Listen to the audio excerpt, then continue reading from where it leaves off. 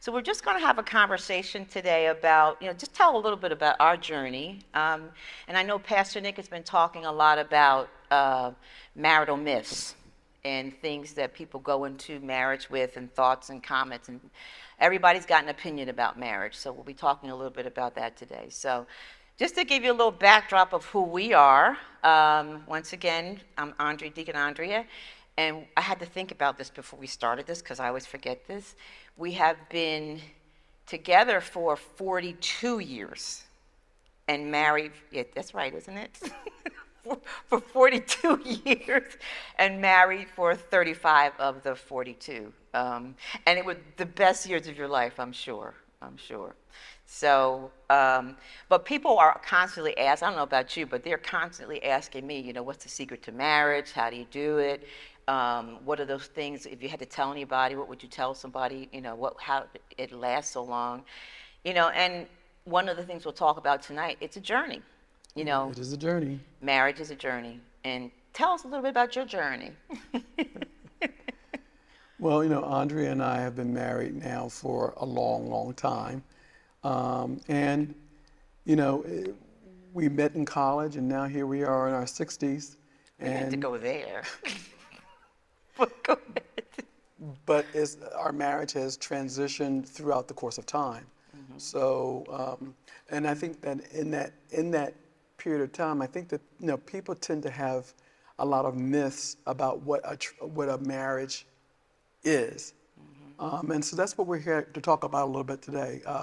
What are some of those myths, and what are the real truths about marriage? Yeah, because we know marriage is a journey. We're different people. I was 18 and you were what, 21? So we're very different people, and I think what happens is people expect, marriage to stay the same. And of course, you got the basics of love, honor, and trust, but we change. I'm a different person now than I was at 18, and you're a different person. So, Absolutely. what I always say is, marriage is, because I'm a visual person, one of those things, you go like this, you go apart, you come together, you go apart, you come together, because that's growth. The challenge is when you grow apart or start to develop interest or just grow, pulling yourselves back together again, and that requires a lot of work. It's a process. It's a process, Absolutely. I honestly, I entered marriage. I'm a person, I live one day at a time. So I'm amazed that it's 42 years later and we're still sitting here. It's been a journey. It's been funny and all that stuff. We've had hardships and all of that. But I think what happens when I look at a lot of young people now, I always ask, are you prepared for the journey? Are you prepared to take this journey with this person? And unfortunately, there are a lot of people who are hurting. And a lot of marriages who are hurting, and people ask me all the time, well, once again, what is the secret? And I have one general thing that I always say, that, we all come to a marriage wounded. We all have our own baggage. It would be impossible to have a union without baggage, without wounds. But as long as you can say of that person that you're connected to, would that person intentionally hurt or harm me in any way? And if you can answer no to that, then there's always hope. There's always hope, because we all have wounds. So when I see people getting married, are you living with each other's wounds at this point? And how have you learned to live with that? So it is a journey. So go ahead. No, I was going to say, well, since we're here to talk about myths, Yep. why don't we maybe start with some of the myths that... Yep. I wrote them down because the memory's not what it used to be. So one of the myths I know Pastor Nick has been talking about, if my spouse loves me, he or she should know. Now, I thought this was funny because a lot of times we get into marriage and we think the person should be a mind reader, or he or she knows me so well, they should know what I'm thinking. No. And part of it is, I think, learning the love language. Love language. And now we have two different love languages. Absolutely. We have very different love languages. He is constantly massaging my shoulders. If I'm achy somewhere, he's rubbing my back or whatever. That's his love language. And that's not mine. Because he'll ask, you going to massage my shoulders? I'm like, no. And that was even something as simple as that. Yeah. Was something that at one point in our marriage caused confusion. You know, Yeah. did that mean that she doesn't care about me the same way that I care about her? Right. You know, but again, it is about understanding each other's love Yeah. language. So your love language is touching and doing all that type of thing, massaging and all that. But see, but my language is like provision. If you just happen to mention, I think I need some more white T-shirts, by the end of the week you have them. If some so that's my love And language. that's not my love language. No. I know that when we were in college, one of the things that my wife did this was before we got married, she made sure that she took care of me because she knew that I didn't have a whole lot of provision, especially in college. And if she saw that I needed something, for like a jacket, for example, she would go out and buy a jacket for me because it was getting cold in the wintertime. Now you do that. Don't start with that, ladies. But Get to that later. but that was not my language. I wasn't necessarily the person to go out and buy gifts for you because that just again was not my love language.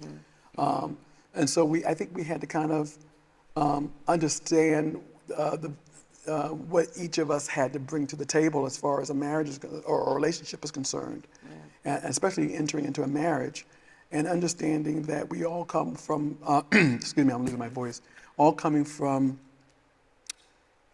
different households, we have different values, and we have different love languages. Yeah. And we had to learn that through the course of time. Yeah, and it takes, I think relationships find a rhythm. I think they find a rhythm. They find a balance. You're new in a relationship, so first of all, 18 and 21, you don't even know who you are at that point. Anybody, you're starting to learn who you are. And so you have to find a rhythm, you have to find a balance, you have to find a rhythm that each of you feel, or each of us felt taken care of. So you didn't buy me, I went out and say bought you a jacket, but you made sure I had something else, or you were doing something else. So it is a balance. It is a balance. And I think what confuses people is that you think you're supposed to know that, and you're supposed to always think about what I want. Of course, we want to anticipate the needs of a partner or someone that we're in love with, but you really don't know. I laugh all the time because his love language is not necessarily giving things, and which is okay. So very early in our marriage, I think you know where I'm going. Very early in our marriage, I'm waiting for the flowers to come and the candy to be, and like it just wasn't happening. So I said, you know what, we're just going to stop this. And at the time, I was working at a really stressful job, working with a lot of people who were ill. And I said, okay. And so I would tell him, okay, I have a very stressful week this week, so I'm going to need you to do something for me this week. Now, for some people, they would think, well, you shouldn't have to say that.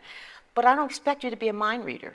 Now how you met that need and how you decided to make me feel special that week was up to you. But I would definitely tell you, because we were getting arguments, so, you don't think about me. Do you ever think about stopping getting flowers? And we stopped all that. We stopped all that. I would just tell you, I'm going to need to feel special this week. And how you did it was, the timing of it was for me to share it, but how you did it was for you to share. So, we have to get past that understanding or that thing of the person supposed to read our mind.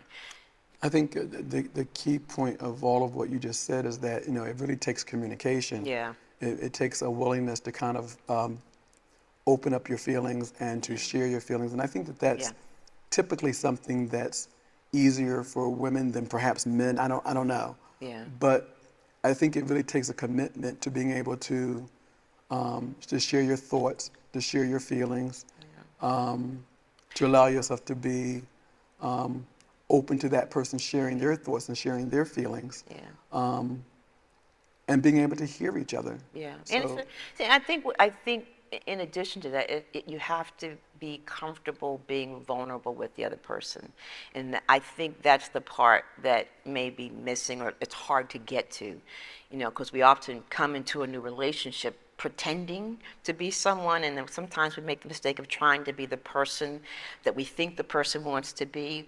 But when you finally get to the point where you can trust that person and trust, like I was vulnerable and said, I'm going to need to feel special.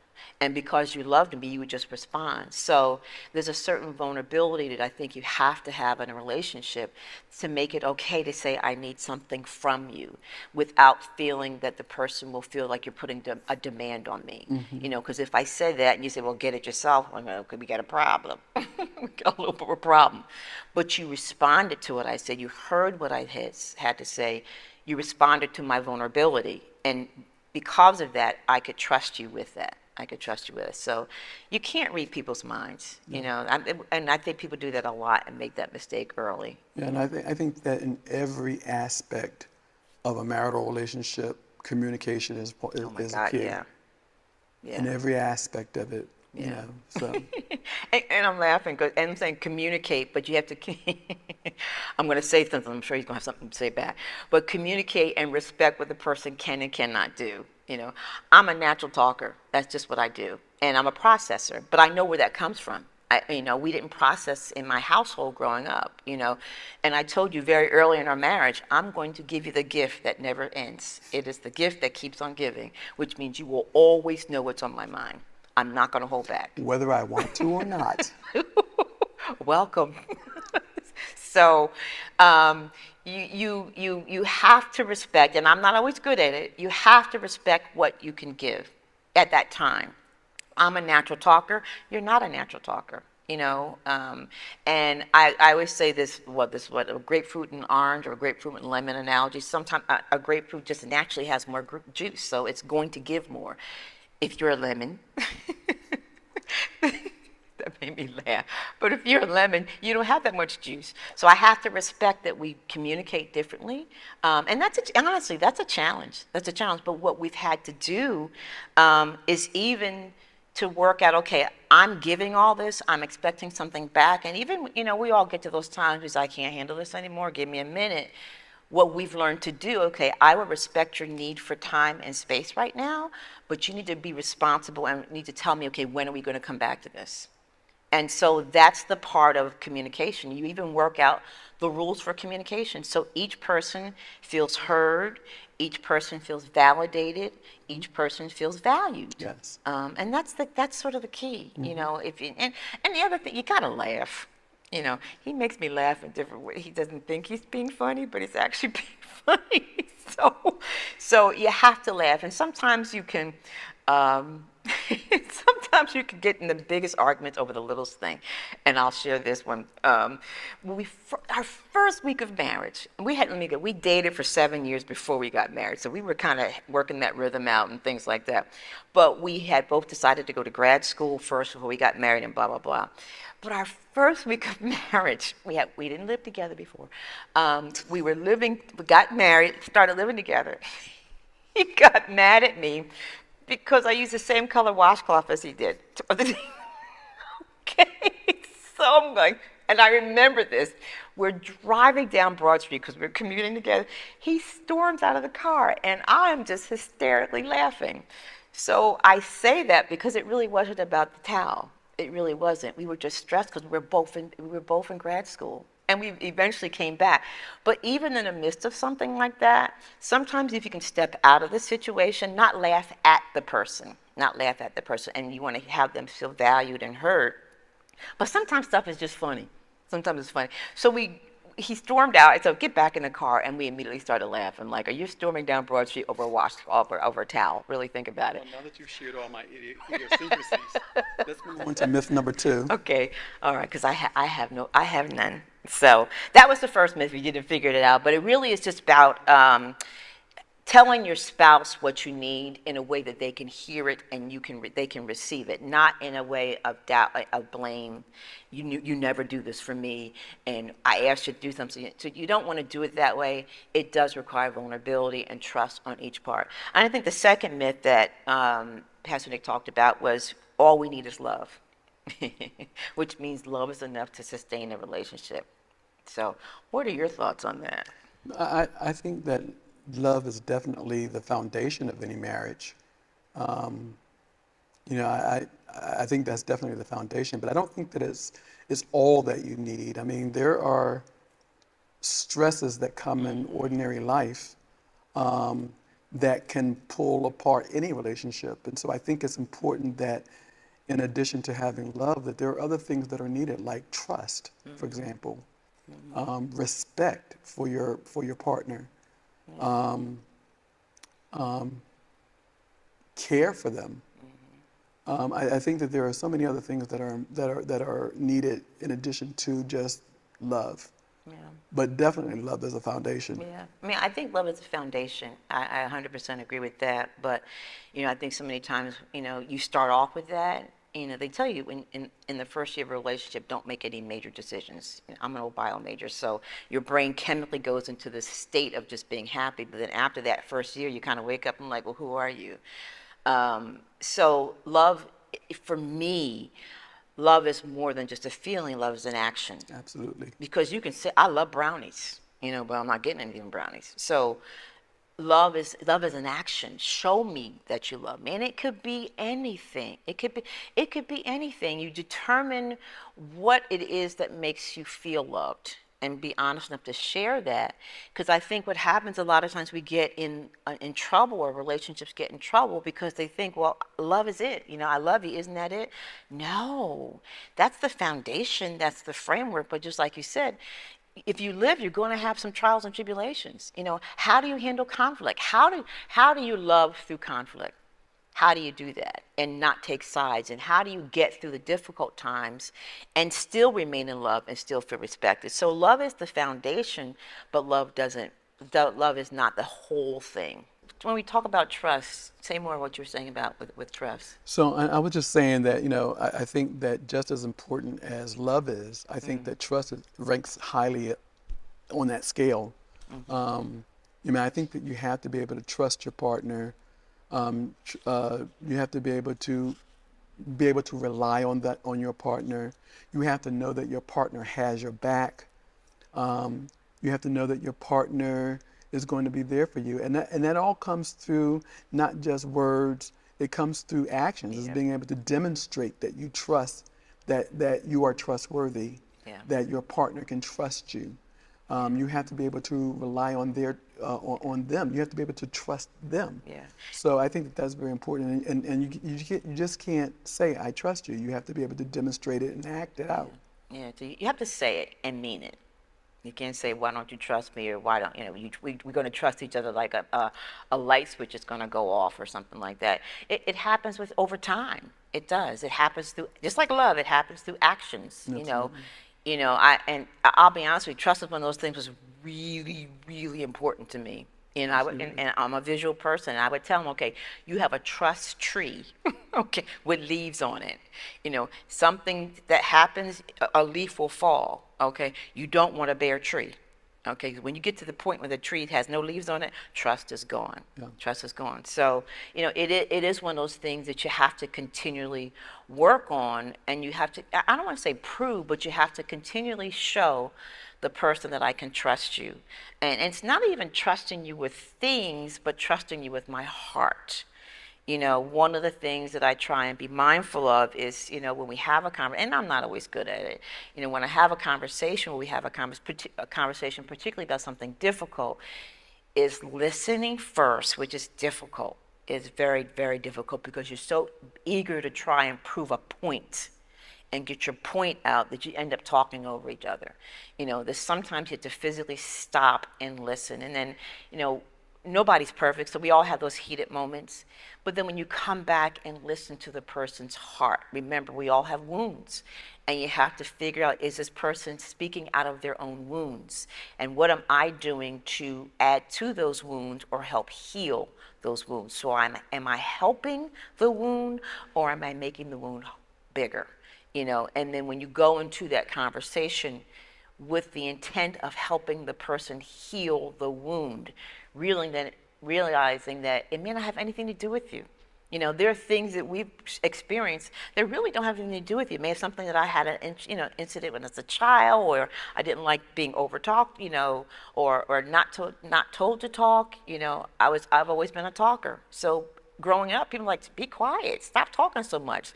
So now I refuse to be shut down. But that doesn't mean I have to overtalk someone, So that trust comes with comes with information, comes with knowledge, and comes with a general understanding that I'm here for you. So, love is great, love is good, and it is the foundation of where you start. But I often suggest that people define what love is before they make any major moves. What is love? Figure out what those love languages are, because it's such a big word, and it means so much to so many different people, that you have to figure out what's your version of love, what's my version of love, and does it match? And then on top of that, how do we continue to make it grow? Yeah. In the time that we have left, do we have time to talk about another myth? Oh, okay. He's keeping me on task. Okay. All right. Well, one of the other myths Pastor Nick talked about, marriage will make this is my favorite. Marriage will make a person change or stay the same. I'll let you start with that one. That is definitely a myth. And we've seen so many relationships where the man or the woman tries to change or fix their partner. It doesn't work that way. I think that everybody changes to a degree. Who I am as a 62-year-old man is not the same as who I was as a 21-year-old man. So everyone changes. I don't think that love necessarily or makes a person change. I think that if you're in a loving relationship, your partner will want to change to a degree, will want to change in some areas. Lost my train of thought. Yeah, well, change is necessary. I don't know anything that stays still that you want that's of any value. We live in a world. We live in a world of change. We want change. But I think that the change has to be internal.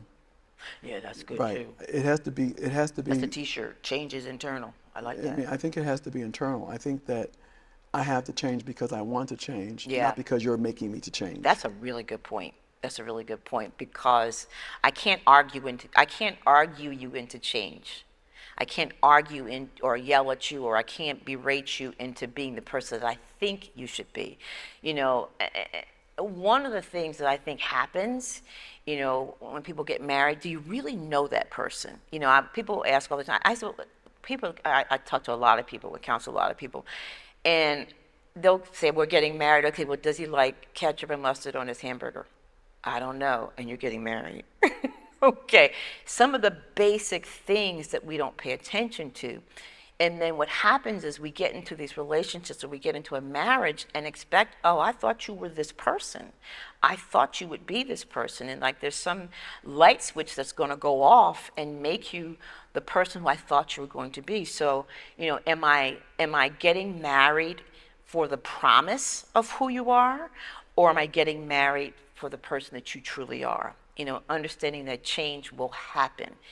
And I think because change will happen, it's important to figure out that framework. Like, what are the really basic things? And I know in our relationship, there were basic things. I'm like, there are certain things that just have to be there. One was trust, and you've shown me that trust. One was care, and you've shown me that you could care. One was provision, and you've shown me that you could do that. So what are those basic frameworks? And I remember, honestly, the thing that sort of turned the tide for me with you was when you began to put my needs ahead of yours. It was just not. Let's keep that in mind moving forward. So, but you begin to put your needs ahead of mine at the sacrifice of yourself. And I'm like, wow, I'm not even sure I would do that. But it was good for that, for me to see that. So the framework of who you are, like I said, marriage is like building a building. So you put your framework together, you put that foundation together, then you start putting the windows in and designing the carpets and do all that. But you got to make sure the framework is there. So that myth that love is all you need, it's a good start. It's a good start, but it certainly isn't the end all. And I think that it's one of those things that we just have to continually to grow on.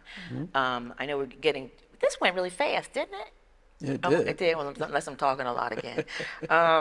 But what are those things if you had to give advice to someone, as we close down, or get ready to get to the end, what advice would you give, say, to a new couple, that was just starting out in marriage? I would say to take the time that you need to get to know your partner.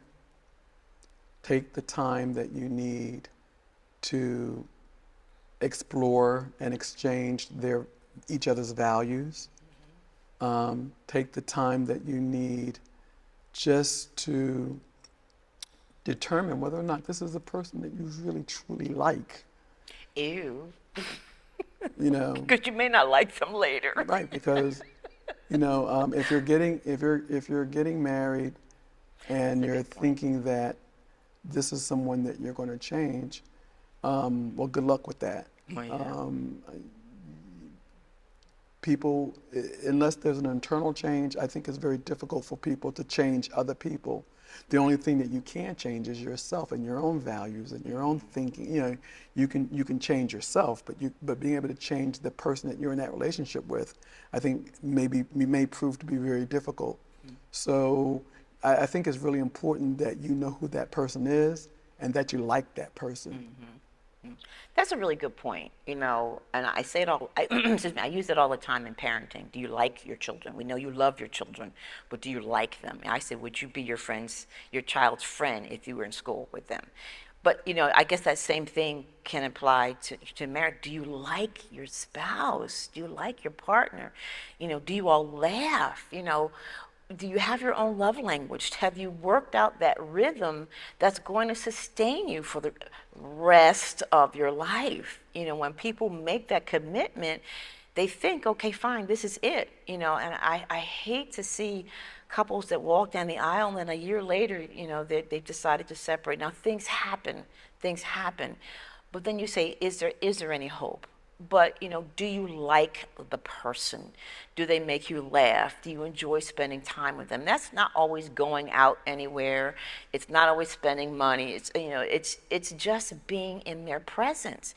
And then knowing enough about your relationship to decide when you're happy together and when you're happy apart. You don't have to spend every waking moment together. We are very different people. You need your time, and it's okay with me. Yeah, I think too. I think that we're living in a virtual world. Yeah, that's true where too. everything that you see on camera is not necessarily everything that it truly is. And I think that it's really important that we keep that in mind as we think about marriage. That marriage and love is something that happens over a course of time. Yeah. And if you're expecting immediate results, immediate answers, immediate quick fix, that's not really what a true marriage is. Marriage is a revolution. And so, why did I immediately go to Hamilton when you said that? But go ahead. well, yeah, it's a revolution. So, I hope that we've been able to just share a little bit of our journey, and share a little bit of our time, and just, it's nice having these conversations with you, because who talks about this at home? Nobody. But it's a good thing to share, and I wish that people would have told me the things that I'm saying now when we first got married. So we just wanted to say that the Link Couples Ministry meets every third Tuesday on Facebook and YouTube. So thanks.